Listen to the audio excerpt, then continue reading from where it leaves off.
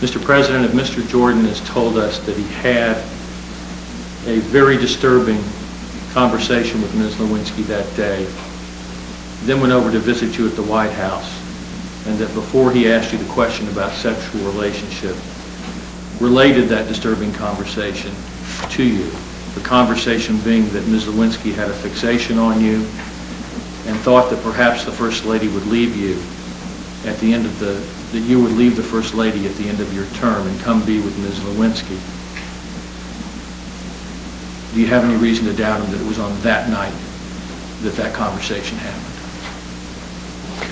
All I can tell you, sir, is I certainly don't remember him saying that. Now, he could have said that because, as you know, many things happened in the ensuing 2 or 3 days.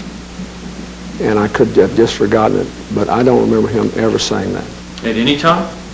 No, I don't remember. That is something that one would be likely to remember, don't you think, Mr. President? I think I would, and I'd be happy to share it with you if I did. I only had one encounter with Ms. Lewinsky I seem to remember, which was somewhat maybe reminiscent of that, but not that, if you will, obsessive, if that's the way you want to use that word. Do you recall, Mr. President, you swore under oath in the Jones case that you didn't think anyone other than your lawyers had ever told you that Monica Lewinsky had been subpoenaed. Page 68, line 22 through page 69, line 3. Here's the testimony, sir.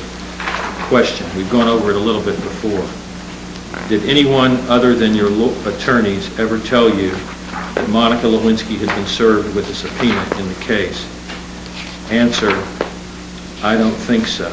Now, this deposition was taken just 3.5 weeks after, by your own testimony, Vernon Jordan made a trip at night to the White House to tell you, among other things, that Monica Lewinsky had been subpoenaed and was upset about it. Why did you give that testimony under oath in the Jones case? Jumbled. Well, this is an honest attempt here. If you read both these answers, it's obvious they're both answers to that question you quoted, to remember the first person who was not Mr. Bennett who told me. And I don't believe Vernon was the first person who told me. I believe Bruce Lindsay was. Let me read the question because I want to talk about the first person issue. The question on line 25 of page 68 is, did anyone other than your attorneys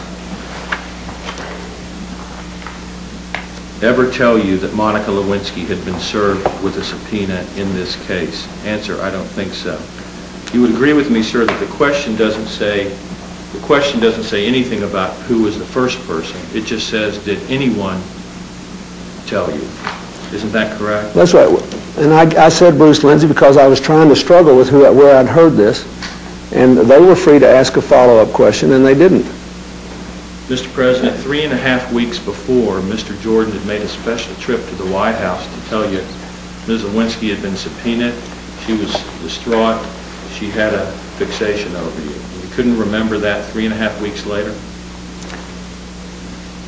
Mr. Weisenberg, if they had access to all this information from their conversations with Linda Tripp, if that was the basis of it, they were free to ask me more questions. They may have been trying to trick me. Now,